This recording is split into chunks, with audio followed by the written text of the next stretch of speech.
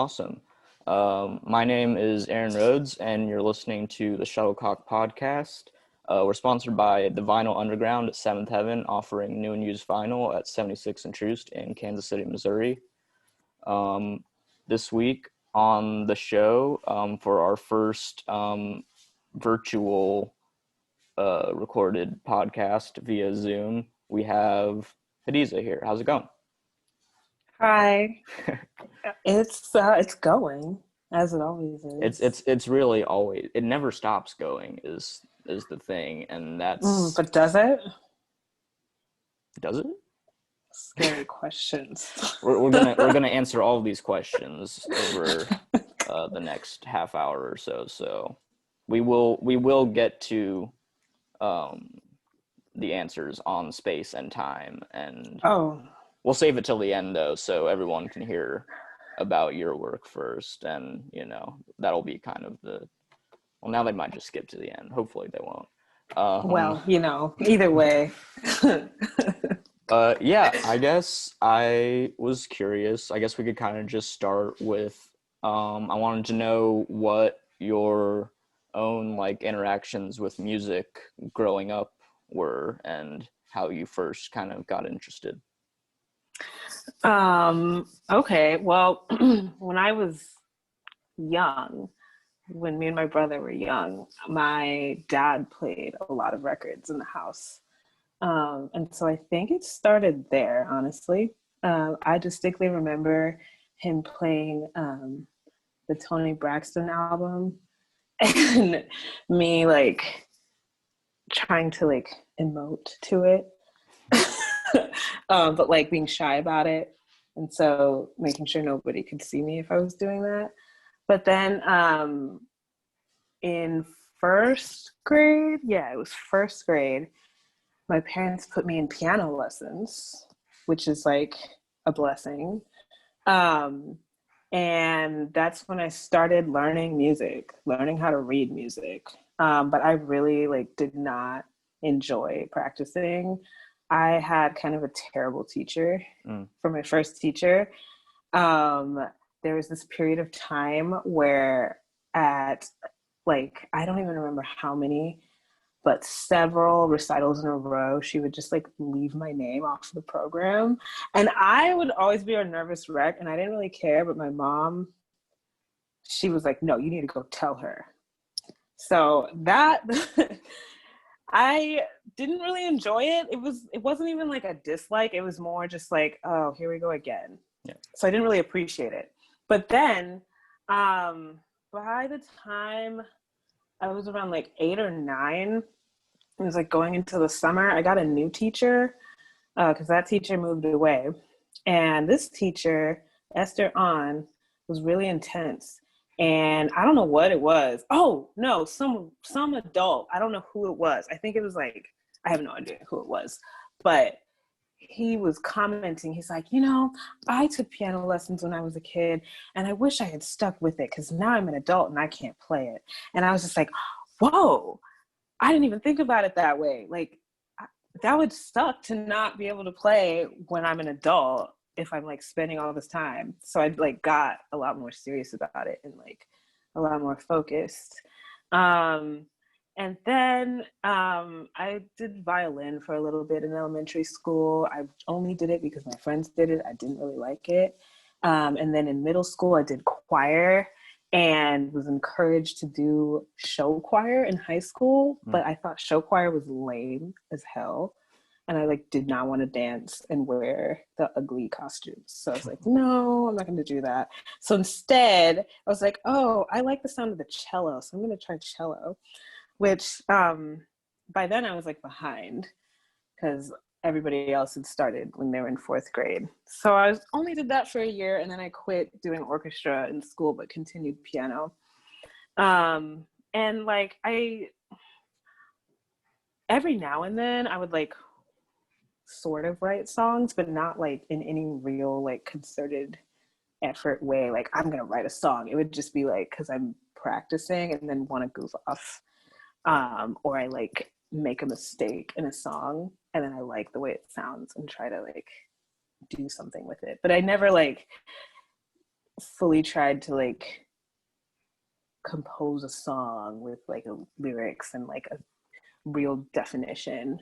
Um, but then I went to college and I like didn't do any music there, but I got really into electronic music, a lot of EDM.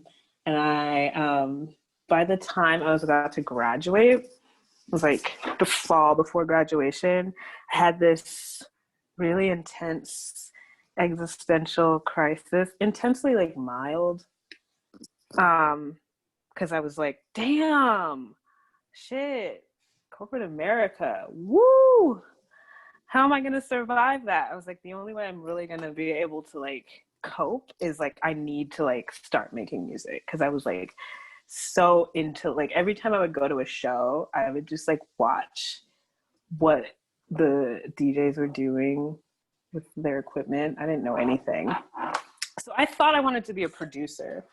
And so my plan was, okay, get a job and do that shit and then have income, be able to take care of yourself. And then you can start like investing in stuff and learn how to be a producer and like make sounds. But what ended up happening was I just started playing keys here and there. And so I moved to New York. So I went to college in Atlanta and then moved to New York and lived there for a year out of college. And I lived in probably completely gentrified by now, Bushwick, um, in this place called the McKibben Lofts, which is like, I think there's still a Wikipedia article on it, but it's basically like it's a warehouse where a bunch of artists live.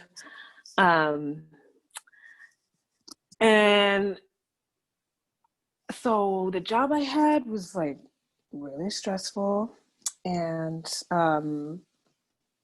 playing keys with my roommates was just like a stress relief. I was like not serious about anything.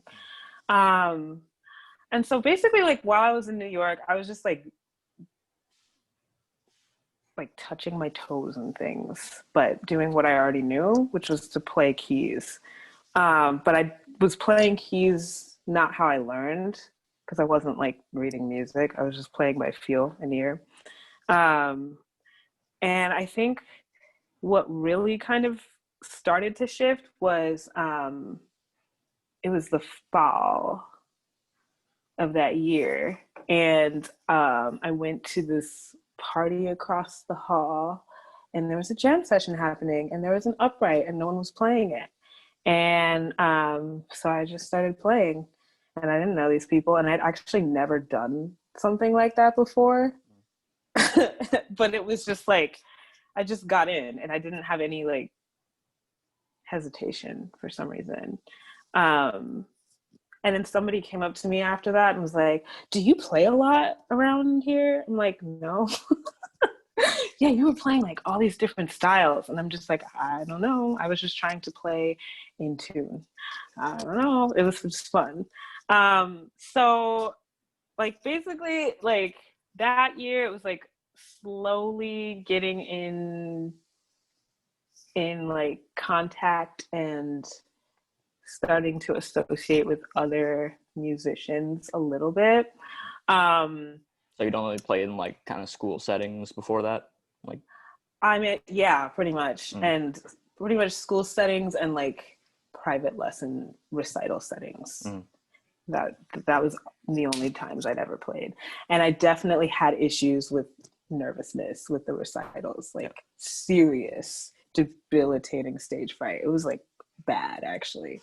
Like I went through this phase when I was like, it was like around middle school where I just like every time I had a recital, I could play it perfectly at home and then I would get to the recital and it would be the thing where I just like tighten up and my hands move out of alignment and I'm just like playing the wrong notes. It was like out of like a dream. It was like really it was a lot. But like I also did competitions which for some reason were less nerve-wracking because it wasn't a whole audience, but it was like 3 judges.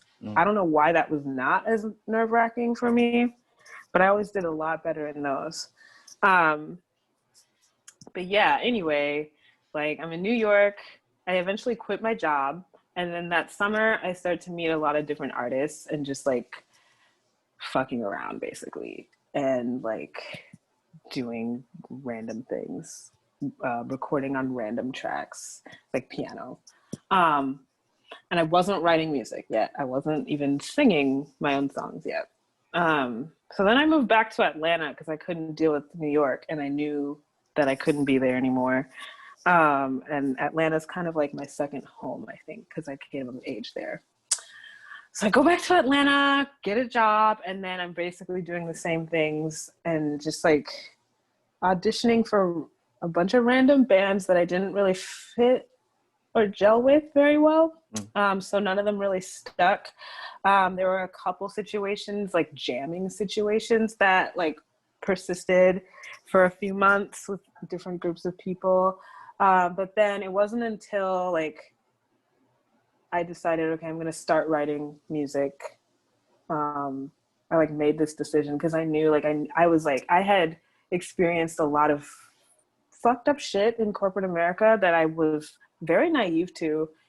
Not that I didn't know, I just didn't assume it would happen. And so I was like basically starting to get like activated more than I was in college. Because I basically in college, being in Atlanta from Iowa, college was kind of a period of time that was somewhat of like a utopia because I had a lot of Black friends, and so we kind of could insulate from like the realities of like the corporate world and the real world or whatever. Yeah. Anyway, back in Atlanta, doing stuff, starting to write music, and then I fall into this band called Auto Magic, and I'm singing backup in that band for a little bit. And then I'm also doing my own stuff and starting to perform my own stuff. And then I moved back to Iowa City, place I was born and raised, to go to grad school and also continue music, but to like get some like, basically at that time, the time I left Atlanta, I was like really not stable financially. And yeah, so I was like, okay, I guess I have to do this. So I did that, went back to Iowa, and then I think that's where things started to get a lot more like consistent as far as like performing. And so then I met Maddie in Iowa City, and then we made Kaleidoscope, and we were doing that a lot. And then a couple of summers ago, we moved here. Now we're here. And we moved here because I got a job at a school that I don't work at anymore. So it's pretty boring. No. But yeah, that's like the windy road of music for me. I guess I was kind of curious, what, like, if you're able to like pinpoint why you've kind of stuck with like piano and keyboard so consistently. Like, was it just because that was the first thing you did and like you already had like kind of a skill level in that? Because you mentioned like you did violin and some other instruments briefly. Like, what kind of brings you back to piano all the time? It's funny. So when my parents were like, we want to put you in piano lessons, they were like, we want you to do piano because we think it will be easier for you to learn because you're left-handed. Which I didn't really understand. And my parents aren't musicians, but they thought that that would be better for me than like guitar. But I think piano, because I like developed a relationship with the piano at a young age out of like my own volition, out of like being really apathetic towards it, and then suddenly being like, wait, actually I do want to like learn this and like have like a solid foundation that I can like build on. And so doing that then allowed me, after not really playing, not consistently at least for like 4 some years in college, after that, like getting back to the piano and then being reintroduced was like it was like almost like a destiny type of thing, especially in that moment of randomly jamming with these people I don't know. Um, it just felt good. And it was like, it was just something that I enjoyed doing. Like I said, I wanted to do production, so I really didn't even have the intention of going back to the piano like that. But part of it was, okay, I already know how to do this, so I don't really need to like teach myself this unless I'm like trying to learn something that I haven't learned yet. But I'm not really doing that. I'm just trying to like craft stuff. Um, so it was that, and then when it came time that I like quit my job and now I had a bunch of time on my hands, I was like, okay, like how can I use the piano and also make electronic music? So I did like try to like focus on like obtaining the skills to like be a proficient producer and engineer. But it didn't really work out that way, which is funny, because I just like could not figure out what it was. My laptop basically, and I just couldn't afford a new laptop, but I had the equipment. But I also had acquired a piano. That's a different story that I can tell offline. um, but I acquired an upright piano, and I was playing it that whole summer, and meeting different musicians, and they were coming over and we were just like making stuff. Um, and it was just like, I guess, just the opportunity and like the foundation that had been built before. And that foundation included not just like developing a technical foundation, but like an appreciation and a relationship with the instrument. So I think that's what it was. Oh yeah, and yeah, I guess when you are kind of crafting, like I mean, I know very little about like kind of um, formal like music composition stuff, but like you like a lot of people who do put together like larger like arrangements for full bands like do kind of tend to start at piano first, right? So I guess it does Yeah, kind of make sense as like a band leader like you are sometimes. yeah, yeah. Yeah, it does make sense. Because you've got the bass and you've got the treble.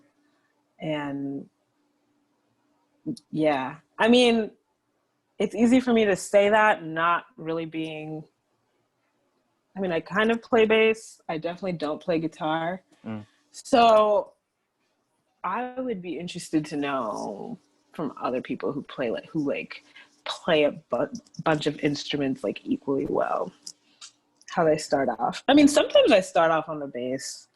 And lately I've been starting to compose things with vocals more. Um, I think like the piano was the gateway to my voice, more or less. Um, but it's not a question of like which one came first, because I think singing came first anyway, but not like in any focused way. Yeah, probably for most people, like you hear a song and Yeah, sing the words back, yeah, like stuff on the radio and exactly. Yeah, you learn records. how to talk and use your voice. Yeah, for sure.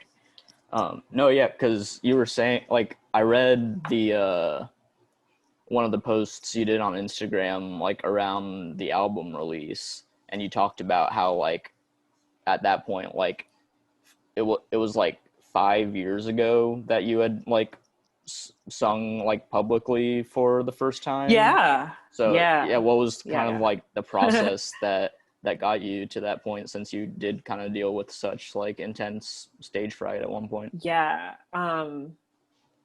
So I think the stage fright was more to do with the fact that I could sense that there was ultimately something beyond my control, which is that I didn't compose the music that I was playing. Mm. And I guess I wasn't at that point to have like been able to develop a connection like that to the music. But then in writing my own songs, yeah, I definitely went through that again, but I feel like that was an initiation process for me. So okay, so I was starting to write music in like 2014, And at that time, I was also making a lot of visual art and like setting goals for myself with that. Mm. Um, but then I was like also like starting to compose songs, and I did a lot of like just shitty recordings of me on the keys on SoundCloud, and then that started to like turn into words Mm. that I needed to get out. And then the words just would form melodies. And it was so I was doing this by myself at home, not seeing the light of day, not really having any like drive for that until uh it's just like really random, but there was one particular night that I had gotten pretty drunk and woke up at like 3 p.m. and felt like I had wasted the day, and I hadn't felt like that in a really long time. And I just like was like, oh God, I need to like do something with this day. And I just like was like, okay, I need to go to an open mic and I need to perform. Oh gosh, I'm totally missing something. So one of my best friends, her name is Emily Cummings. She was actually instrumental in like pushing me. Um, so at the time, she was living in Atlanta, and like I would. There was one time I was like, okay, I'm gonna show you this song, and I was like, just like bullshit singing. And she's like, Hadiza, I know you can do better than that. I know I can, I want to hear you. And that was just like a push for some reason. And it was actually, that was a cover of Come As You Are, I think. Um, and then, yeah, she just encouraged me a lot. Mm. Um, and it was funny because basically a year later, I was like performing in public. Um, but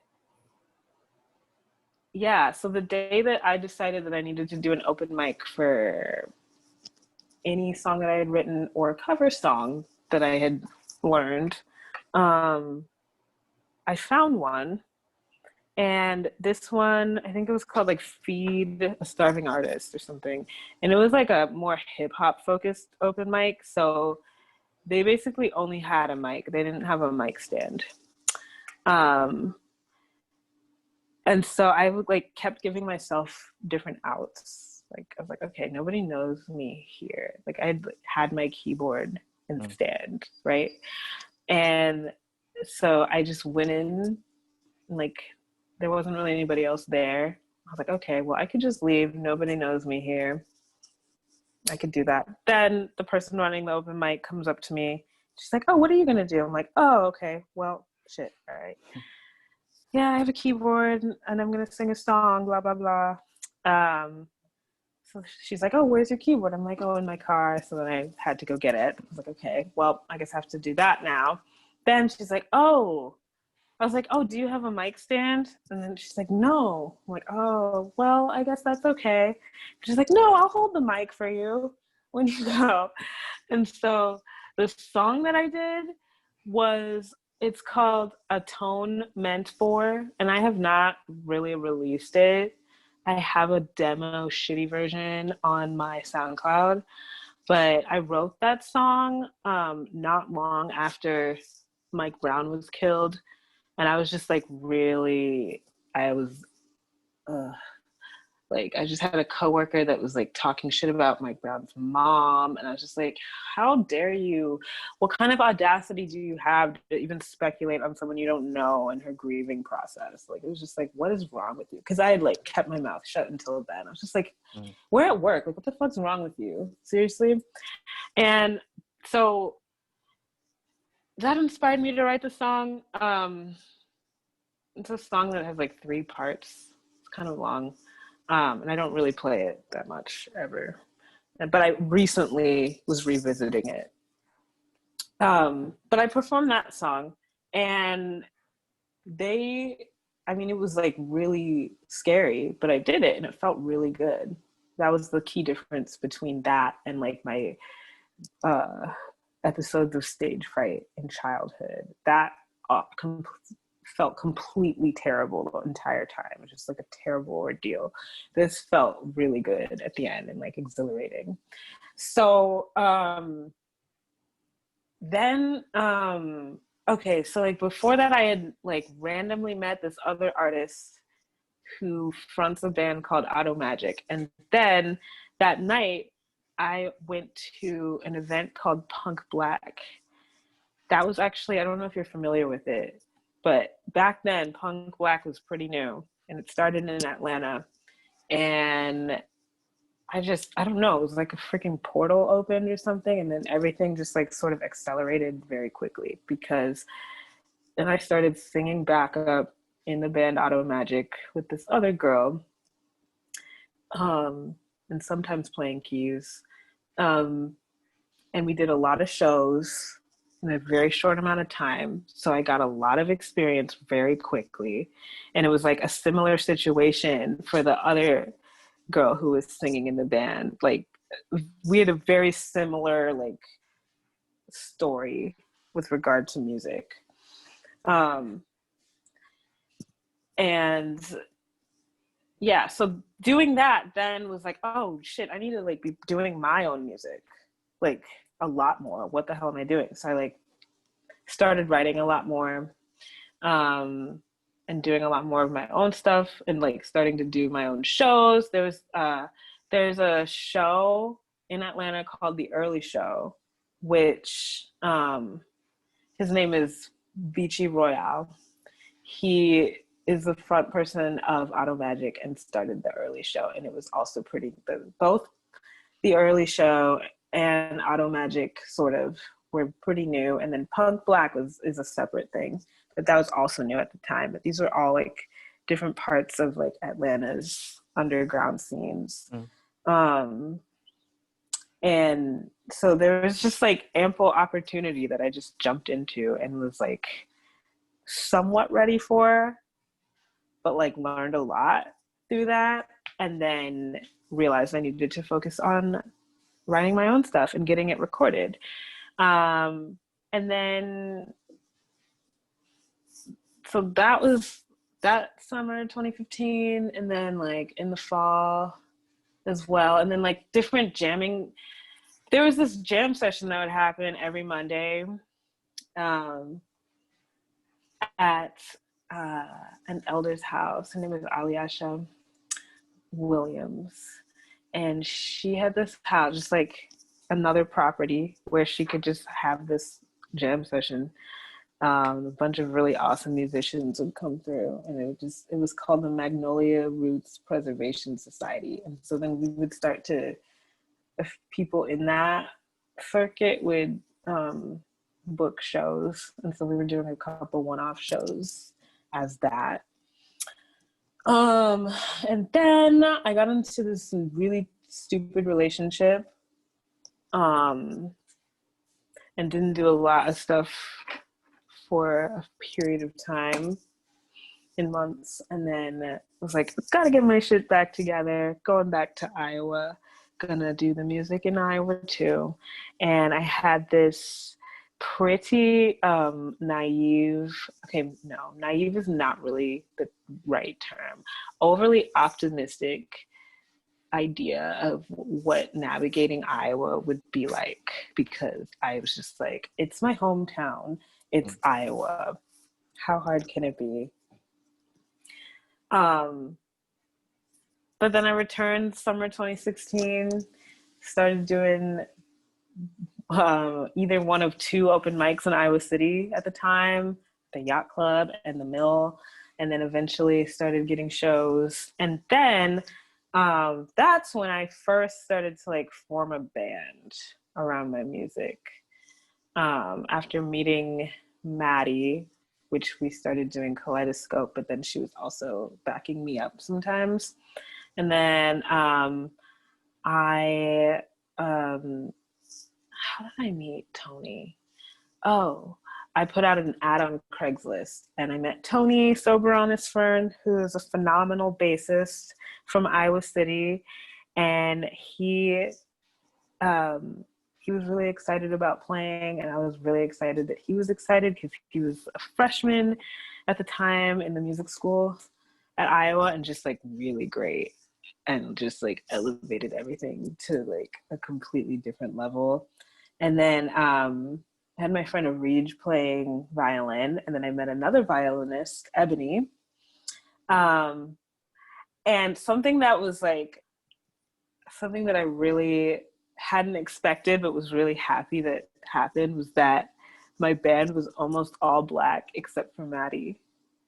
And I didn't expect that in Iowa, but that would happen all the time in Atlanta. And that is something that's pretty important to me these days, but I haven't been able to necessarily be in those situations where it can happen that way, which is fine, but it is important to like make sure that I have something like that going on in some way. Or It's at least funny. I like don't. figuring that out. No, yeah, and I don't. It's like it's usually like Instagram now. I figure, but yeah, it's funny you don't hear as many people like meeting bandmates on Craigslist anymore. But I feel like that used to be a pretty normal thing. Yeah, yeah. And I also like didn't have the most reliable smartphone, so that was another thing. But yeah, it just worked out. Like it was crazy. But then I was looking for my friend Arij moved, so I was looking for another violinist, and I just put out like just wrote a status on Facebook, and lo and behold, found Ebony. So there was a period where we were like doing some stuff in Iowa, basically as the Hadiza band. Not that that's what we called ourselves, but just Hadiza, because that sounds so weird to me. Um, we played Little Big Fest in Des Moines, which I think was the last one, and that was exciting because it was like the first festival type thing I had done, and it was the first like check that I got. Oh, that's exciting. Yeah. And then Kaleidoscope started to do a lot more stuff, and we started to focus on that more. And then we moved here. I feel like I just totally went on like a whole ramble. No, I But I wanted the whole journey, and okay, that's good. what I got. Woo! Oh, I knew there that it was goes. gonna There goes the fall. There we phone. go. There we go. There we go. Good thing it did it now and not then.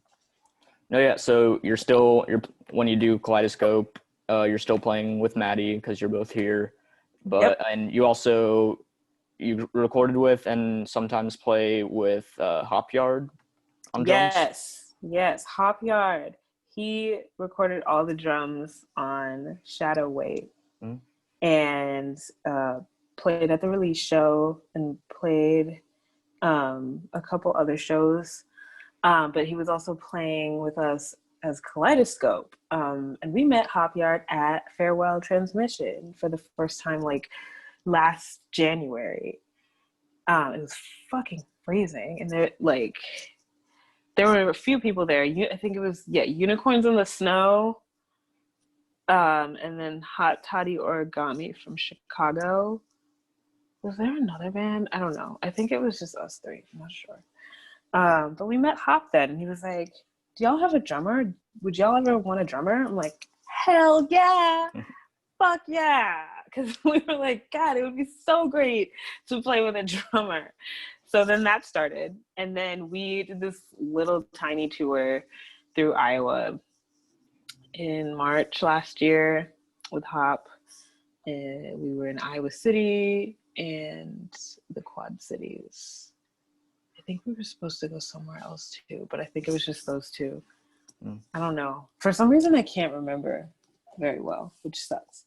Yeah. Oh, yeah, and no, yeah, I guess I was kind of curious what it was like. Just you mentioned just I'm sure just like starting to go to shows here. You met people, but had you previously known any like Kansas City musicians, and like what was it like making your first kind of connections in the scene here, moving from Iowa? Um, didn't really know anybody. But I had actually lived in Kansas City for the summer before for a fellowship, which was like part of why I was like, we should just go to Kansas City. And I went to a couple open mics. The best one was the Uptown Arts Bar one that Mazzy used to run. Mm. And I like performed there and kind of met Mazzy, but like, you know, you forget, like, yeah. And I didn't actually like really wasn't here officially at that time. So it was like I was like a somewhat of like tourist. Maybe not a tourist, but like, I don't know. It was temporary, basically. So I knew of some artists, but I didn't like really know any. But I don't know if you know Brad Heinem. Yep. Yeah. We met him in Iowa and befriended him in Iowa. Yeah, he was City. in Nerve. So I was a big fan of Nerve. Nerve? I don't even know that band. Oh. Wait, no, and was Brad also in Supersonic Piss? Maybe. I think that was Probably. I another Iowa mean, band. Brad's been in a lot of I know a bands. small And handful of Iowa punk bands. I haven't even heard of any of those. But when we met Brad and like started hanging out with Brad's like really good friends with another good friend of mine, Ralph, who I'm trying to bring here. That's actually how I met Brad. But yeah, we've jammed with Brad a few times. And he was doing a lot of solo stuff when I first like got to know him. Mm. So I've known him more as like a solo artist, which is interesting because he's like in a lot of bands that has been. Okay, yeah. So Brad was the first person, basically, and Brad actually got us our first show at Revolution with no. We didn't actually play with them, did we? I want to say we played with Slow Mass, but I don't think that's true. I feel like we just saw that show. I know they did play there, but no, yeah, Revolution's super good about getting like kind of new acts on shows. Oh, Yeah. there we go. Sorry. There you go. No, yeah, I Yeah. know because I'm even. sorry that my memory is failing me. Oh no, don't It worry about it. shouldn't be that hard. No, yeah, because I know they had Black Star Kids. There goes the phone. They had Black Star Kids play their first show there before. And, oh man, that was terrible timing too, just because like they had just played like the last show I went to and booked before the lockdown was Maddie Rizzo, Chloe Jacobson, Black Star Kids, and that was their second show. So like they could have just been doing shit all summer and God damn it. like, planned that album. So much was about to like really pop off. Yeah. Like right before. God, it's really weird. Yeah. It's really weird how that lined up. But I guess we would probably say that for any time that a pandemic is called. Yeah, it's not the best thing. No. It's not. I had a few questions I wanted to ask about Shadow Weight. Cool. In one of those Instagram posts you wrote about the album, you mentioned, okay, I don't know anything about, I feel like you're into numerology, maybe? A little bit, yeah. Yes, because you said the release date like lined up with some kind of. I think I said something like it was a universal 9-day. Yeah. I hope that was actually correct. Okay, so basically, I'm not an expert. I'm just like interested in it. But basically, there's different numbers that are associated with people based off of your birthday and your name. And also you can kind of suss out the energy of the day by the number of the day. And basically the way that you calculate numbers is by reducing them down to one digit. So adding up all of the digits until they get reduced down to one digit. And so basically 1 through 9. And then there are master numbers like 11 or 22 that are like more intense versions of like 2. and 3, I think. I don't Hmm. know, but I'm not an expert, so I feel like I should shut up before I But say something a like, 9 day is like a good omen of some sort. well, okay, so I'm a life path 9 based off of my birthday. Okay. And 9 is a number that is pretty closely associated with like death, but also like necessary change. And it's like 3 squared, and 3 is like a number that is associated and I associate with creation as well. So I don't know. For me, I've also always really been drawn to the number 9. Like, not that I was particularly good at math ever, but I really loved just like the patterns you could find with multiples of 9 and 3. Um, it's not really that deep. I just. I mean, a lucky number of any kind is, everyone has some like that. So, but no, and because I noticed also on your EP Gone that there's the song titled "God is 7." Is that also Yeah, a and that is numerology thing? that's just honestly no. That's just a straight up reference, or maybe a rip off, a reference to the Pixies. Okay. That's And all. I'm not And then it I'm a bad Pixies fan. I don't even. Mm. it's on the song "Monkey's Gone to Heaven." uh It's at the end. Okay. Um, I don't know. For some reason, that line sticks with me. And God is 7, and then it was like just basically talking about like the week. Or So yeah, I guess there's numerology there, but I didn't like yeah. deliberately try to do that there. Like that universal 9-day shit. Mm.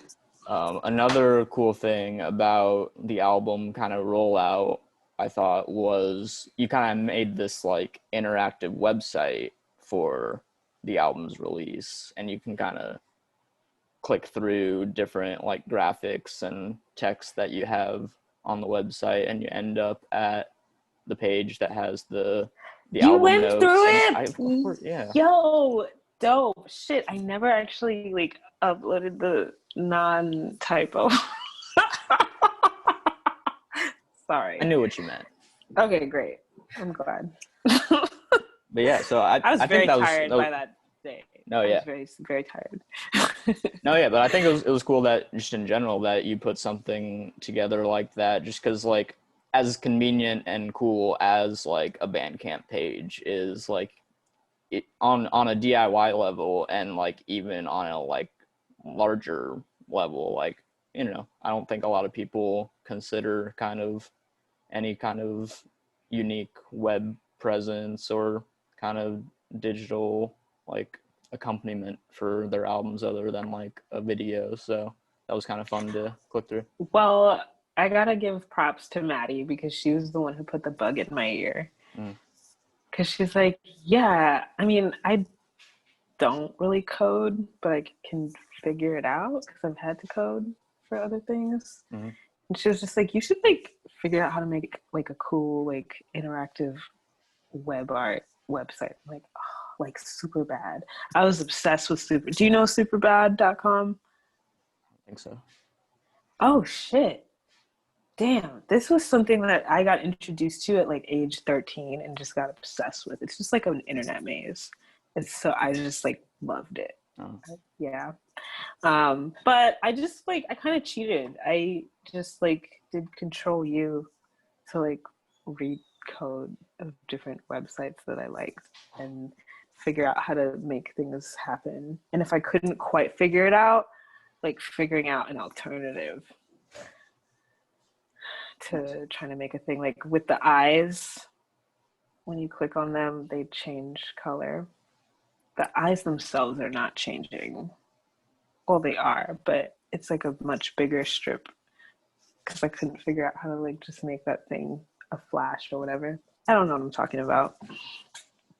No, yeah, I encourage anyone checking out the album to click through that. No, and also I did want to ask about one of the links in the Mm, website leads to a web page for, it's called the Zamani Project. yeah. Uh, Okay, so that's something. Okay, the page that links to, um, the art on that page has some cutouts from images. I'm going to plug my charger in because I have a stupid iPhone 8 and I can't use headphones and charger at the same time, which makes me so angry. Um, Basically, okay, so that is just like something for people to like learn about Elmina Castle. And so it, not that it like directly corresponds, but I just found it because I wanted to lead people to something like that. So Elmina Castle is a castle in Cape Coast, Ghana, which was erected by the Portuguese first, and then the Dutch were there, and then the British were there, all doing the same colonizer bullshit. And it's basically a speculative song, but I wanted to like lead people to like, yeah, like here it is in real life. Because the first time I actually went there, I was 13, and I just was so freaked out the whole time. I felt like I was being like surrounded by ghosts, and I like felt very like petrified and like terrified. But then I went there again, like when I was 24, and that time I went to Ghana and I wasn't with my extended family, which was like the only time I've ever done that. I was there like on this with a bunch of other people from different parts of the diaspora who like wanted to learn about basically how the diaspora can like engage and like be involved, blah blah blah. But it was a cool opportunity, and I got to go there again, and it was definitely a different experience. Because actually, while we were in Cape Coast during that time, I got to jam with the band at a what do I call it? It's a venue, mm, but by day it's basically a gas station, and at night it's a restaurant with a stage. It's all outdoors, and I just like it was a similar feeling to the time when I got on the piano in New York. I was just like shit. Like before I went to Ghana, that actually this was like during the height of the Ebola crisis, but Ebola wasn't really affecting Ghana like that. But I was just like, if I get the opportunity to make music with people, I need to like that would be the most amazing thing. And like, yeah. And then it happened. And so I just like played keys with them for the rest of the night. And it was really fun. what type of And they were called the Ogwa Band, and I never saw them again. what type of music were they playing? Like a lot of like traditional Ghanaian music, like high life, and like some reggae, a lot of reggae like music. Nice. Um, I don't know. It just felt right. It was fun. No, that sounds really fun. Um, so more album stuff I was interested in. No, and you mentioned like a lot of I think like on your Twitter and like on the Bandcamp page, there's like a bunch of references to what you call diaspora gothic. I was wondering if you could explain that phrase to me. Um, so diaspora gothic is what I consider to be like a feeling and maybe a genre too, but it's like um I say it's the experience of like feeling like the inevitable isolation and disconnectedness and jadedness and hopelessness that kind of becomes somewhat of a fuel in people that hail from the Black diaspora. And then in my case, um, I'm particularly thinking about things like how, as a baby and a toddler, my mom spoke to me in our native Hausa, and my dad only spoke to me in English because we were new to the United States. Well, I was born in the United States. They were new. And my dad was a professor and in a very white culture. And I think felt a lot of pressure to assimilate and make sure that his family was assimilated. But it's what he always said to me was that he thought I would get confused. And I always thought that that was weird because my parents speak at least 3 different languages that are spoken in Ghana plus English. And like, it's not common, it's not uncommon for people to speak more languages than that. Um, it's like when they're exposed very young. Mm. That doesn't make any sense. Anyway, I guess harbor some resentment about that because it's like America is really kind of some bullshit. And maybe that's terrible to say online, but um, I always wonder and think about like the aspiration to leave.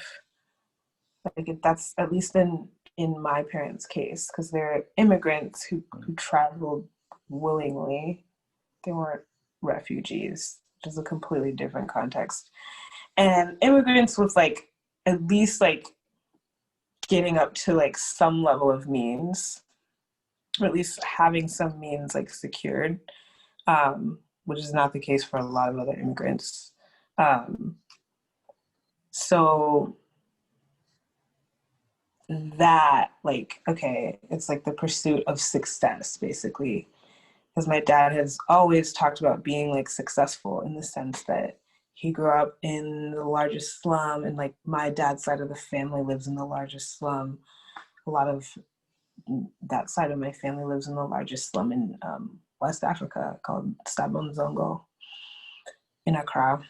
Um, like I think a large part of his identity as like a father in America is like that, being able to provide a life for his children that was completely not his life. But then once we grow up and we've had like great opportunities, but then the reality sets in that, oh, like what is this pursuit at what cost? Now there's like a lot of disconnect, and I don't know a lot of my cousins, which I don't think would be the case at all if I lived there. um, and so just questions, like a lot of what ifs, like, okay, so we're here and like on paper like everything like looks okay and good, and you've like been able to do that and like become part of that, but at what cost? And it's become very apparent like as I've gotten older, my brother's gotten older, my cousins have gotten older, and like people have passed away very suddenly, um, and unexpectedly. It's just like, yeah.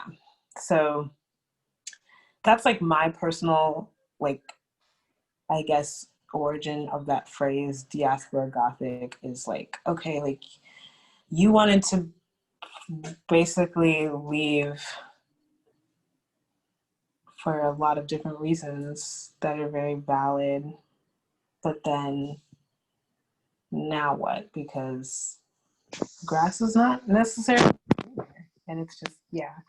Part of it is kind of the process of shining light on the shadow, kind of like the intergenerational shadow for me, and then like how that influences, excuse me, the personal shadow and how they're like intertwined. So I would say a lot of my songs, like all of my songs, whether they're like directly addressing like that condition or addressing something else, like, you know, like songs, what songs are often about, like um, breakups and things like that. But then always from the lens of, okay, but this is in the context of me being an African in America, um, kind of becoming radicalized as an adult, which was not really the intention. Um, but it's like a way to express like a deep rooted kind of like an anger that like sort of stems all of it. Um, an anger and a sorrow. There's like a deep rooted sorrow that kind of envelopes all of it because something was lost. And so yeah, so like songs that were written, or so I guess the best way to describe it or like explain is like one of the first songs that I wrote, Lazy Eyes, which I think is track number 5. That song is basically about me um, um,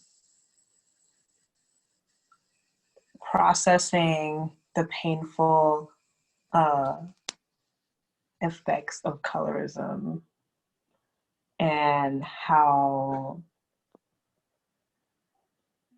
like, not only that, but damn, really, like, I have to be an adult and, like, be curious on my own to, like, actually learn what we're supposed to learn in school.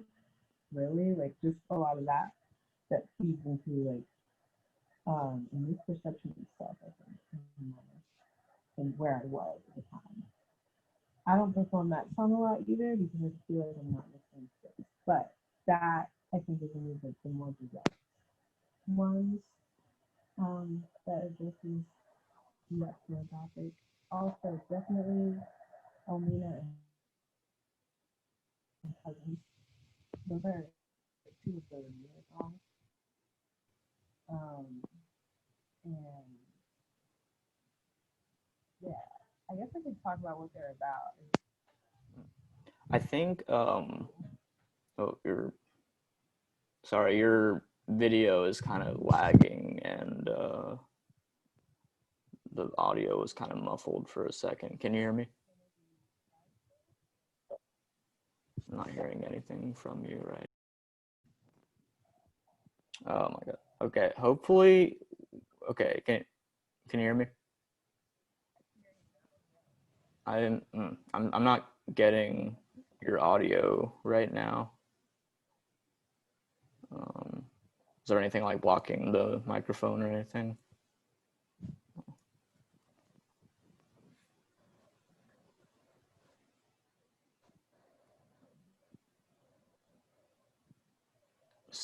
I'm still not getting anything. Um, would you be able to do you have enough battery to try the headphone mic again? Yeah, let me try it. Oh, well, now I'm getting you. Okay, cool. Sorry about that. No problem. I get it. This shit always happens. Yeah, okay. So yeah, hopefully we did not lose anything from the last hour. It was already like still recording when it reconnected, so And I stayed on the yeah. line, so it should be Okay. fine. Yeah, I'm guessing that'll be all right. So you were in the middle of you're talking about Elmina specifically in regards to the diaspora Gothic. Yeah, yeah. So Elmina is the last song, and it is a speculative song basically about a woman who is raped by one of the masters or the master um, before they're going to set off for the Americas. And instead of carrying the child to term and getting on the ship, she decides to throw herself off the castle by the end. So yeah, kind of gothic. I don't know. But I think like that was something that I just was thinking about kind of as a mirror to the first song, Cousins, where it's pretty much a song that starts off in like the fantastic realm, and then it it's basically a song about diaspora wars, which I don't necessarily expect many white people to like be aware of or have on their radar. But basically what that means is a lot of there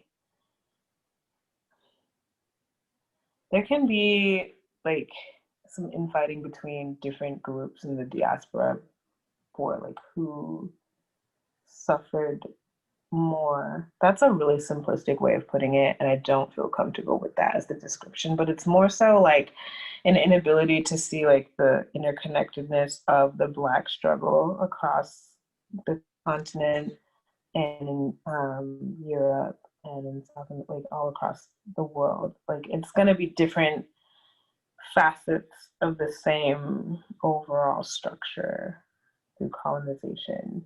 And so that's basically a song about that, like how at some point there is a convergence with the ancestors, at least. I think so. Well, yeah. And yeah.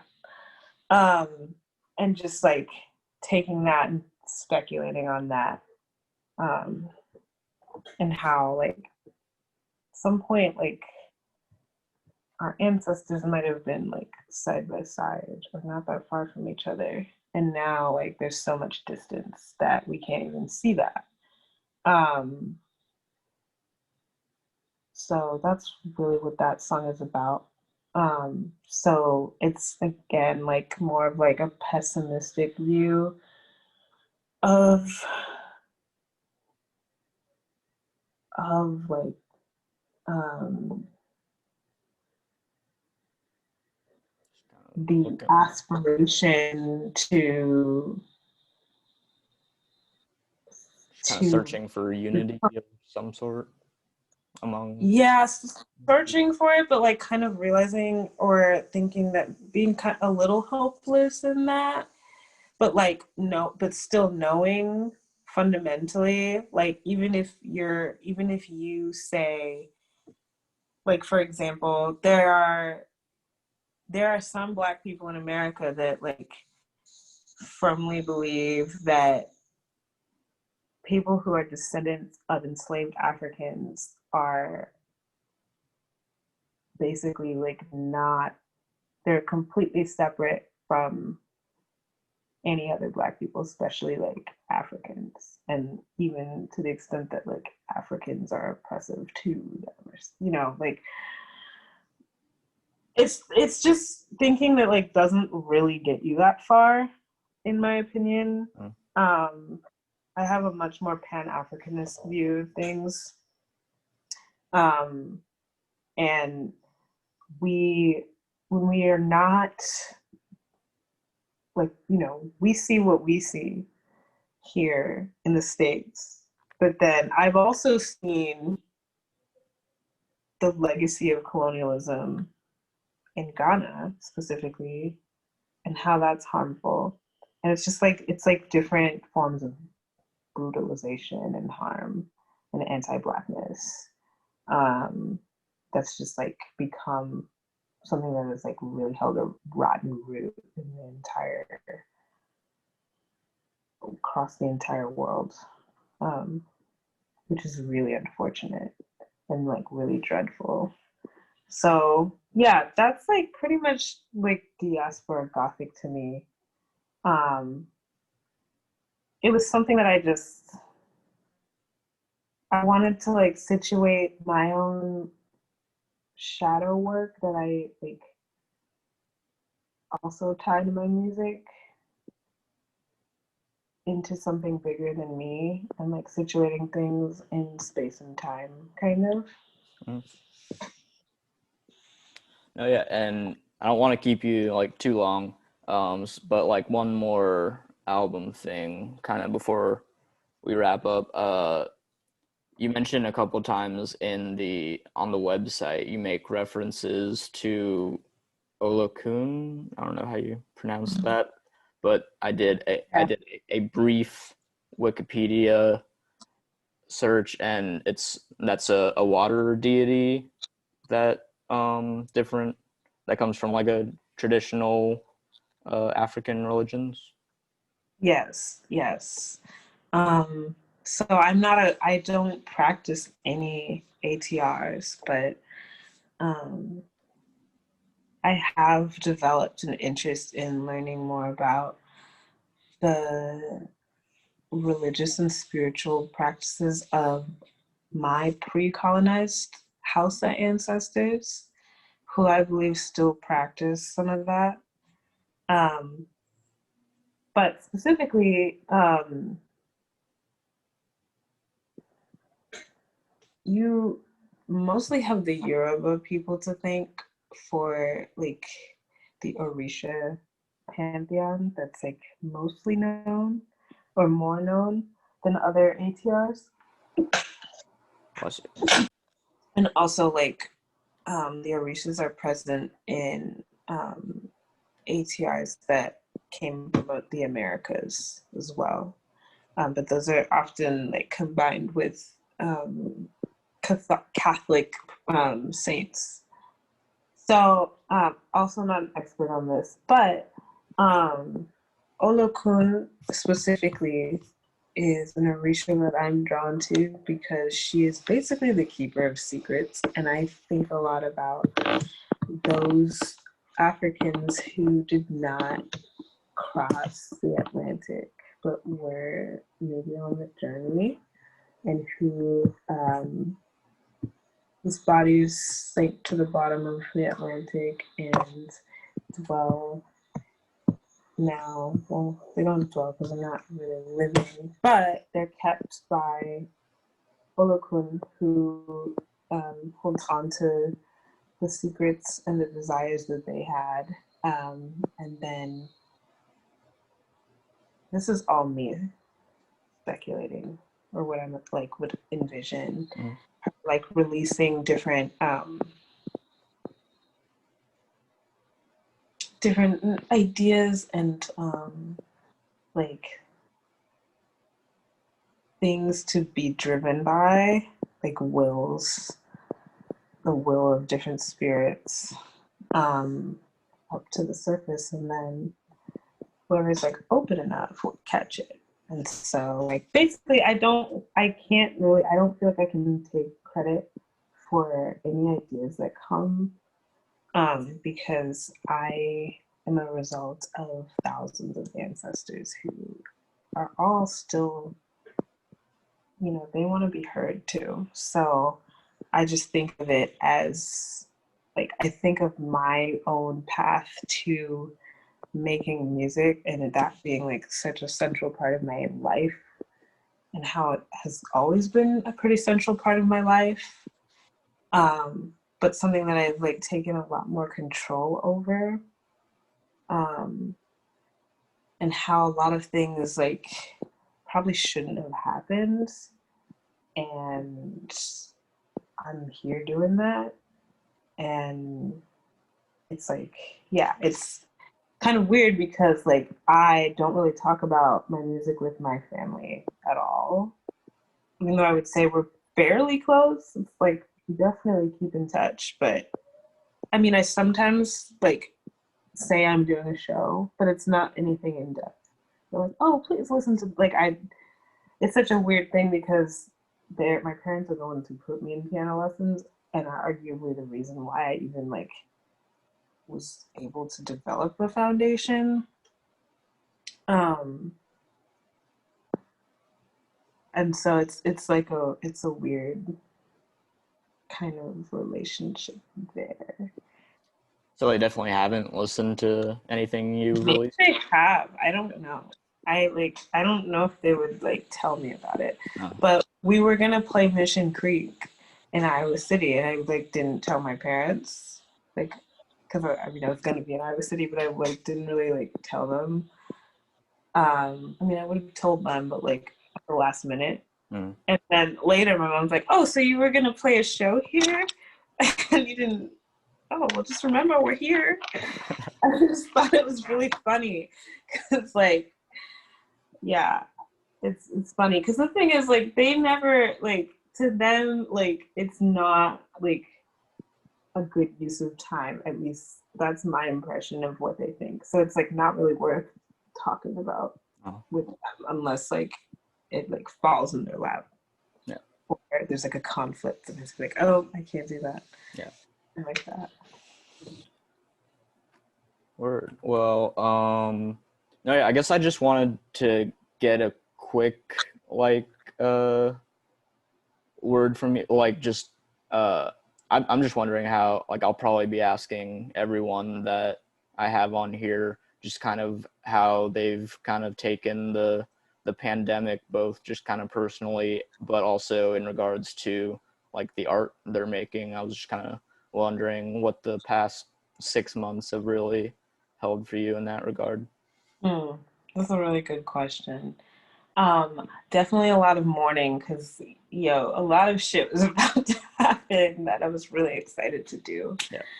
Um, and so just like having to sit with that and honor that and allow it to like do its thing.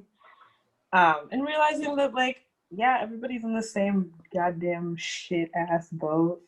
Um, so I honestly there was a period like at the beginning of the pandemic, I had a lot. I was like starting a bunch of new songs and new solo songs and working them out and like getting to points where I was like, this is almost done. But then there was a period where I'm like not into like making anything new. We've been doing a lot with Kaleidoscope, and we were actually like in the process of recording our album, and our last session was actually it was like the Friday. I think it was like the Friday right after they said pandemic. Um, so that has been on hiatus right now, but we have a new project coming out soon that will be interesting. Um, and yeah, I'm just not gonna say much about that. That'll be before, hopefully by Halloween. Um, and I'm really excited about that because that now has like started to gain a lot of momentum. Um, and different like sessions happening with other musicians. Who knows if those things will get released, but I'm just trying to like make a lot of music with a lot of different people right now because I feel like I had to go through a slowdown because a lot was about to happen like performance wise, and there was kind of already a lot happening with shows. Yeah. So that was the focus. It wasn't really like there wasn't much of a focus on like writing new music. Um, but now, but because that was what I was prepared for, there was like that period of mourning, and I was like, oh God, what the fuck? I hate live streaming. This is so shitty. This is, oh my God, like mourning. And then But you have done a couple of live streams I since. have, Yeah. I have.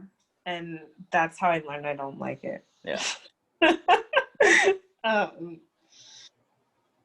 but like, I mean, spending a lot of time like learning new things and like just getting in touch with my body and the environment and learning new useful skills because I don't know, things are pretty bleak. But I feel like I've found some new energy since like the end of July, and we've been going pretty hard at it with Kaleidoscope. Um, yeah, so Oh yeah, I'm glad you've been able.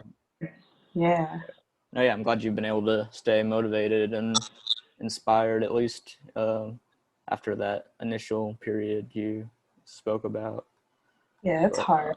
yeah, The weather does help. I really like thrive in warmer weather, but also like there's still a part of the summer where I was not making anything new. mm. No, yeah, I just keep thinking about like how fucked up it's gonna feel in the winter and everyone's still I just know. I'm really like scared. completely stuck inside. Yeah, That's gonna be really rough, and I'm yeah, trying to prepare for it. And I feel like that's why I'm like, oh shit, you gotta like take advantage of this time yeah, as much as possible. That's gonna be rough. yeah. But yeah, where can people hear your music and follow you on social media and everything? Yeah. Okay. So you can go through the maze and try to get to the band camp through the maze at hadizawithaperiod.com. Or you could just be a normal person and go to hadizaisnothere.bandcamp.com. And then my Instagram is Hadiza with a period. Also, very soon, I'm going to have a link available for people to pre-order vinyl because so I won a grant actually at the end of last year through Arts KC, which was really amazing, and Yeah, I didn't expect it. But I like was like, oh, I really would love to get this on vinyl. And so after a lot of some procrastinating, mostly procrastinating and trying to figure out what to do, um, and like going at a good pace. Yeah, I have like the test cuts that I still need to listen to, but um, those should be available soon. So if anybody wants vinyl that's in Kansas City, I can just like straight up deliver it to you. If this is a podcast that's going out beyond Kansas City, um, just look for a link. yeah, I'll do that. I'm gonna figure that out, Yeah, and I'm holding myself to it. I'm staying it here, so I gotta do it. Yeah. awesome. What's your handle on like different social media Oh yeah. sites or Um, like? Instagram Hadiza with a period at Hadiza with a period. Um, Twitter. What is my handle? I don't know.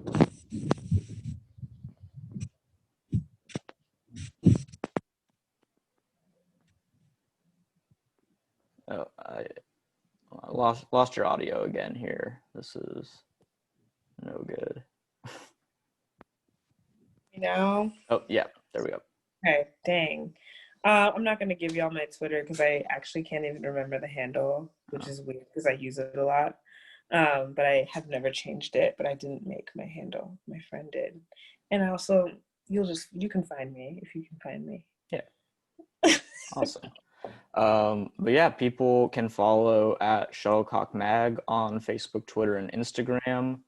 The web store is shuttlecockmag.bigcartel.com. We got t-shirts, new collab with Spine. We have Spine Shuttlecock shirts. We have the year 3 photozine on there. We're about to print the year 4 photozine, so grab the year 3 one, and so we can do that. And yeah, make sure you subscribe wherever you're listening to this. But Hadiza, thank Subscribe, you. Yeah, thank subscribe wherever you thrive. Sorry, yes, let's we do love it. No, it's great. it. Yeah, thank you for being on the show today. It was a lot of fun. Thank you so much for having me. It was too much fun.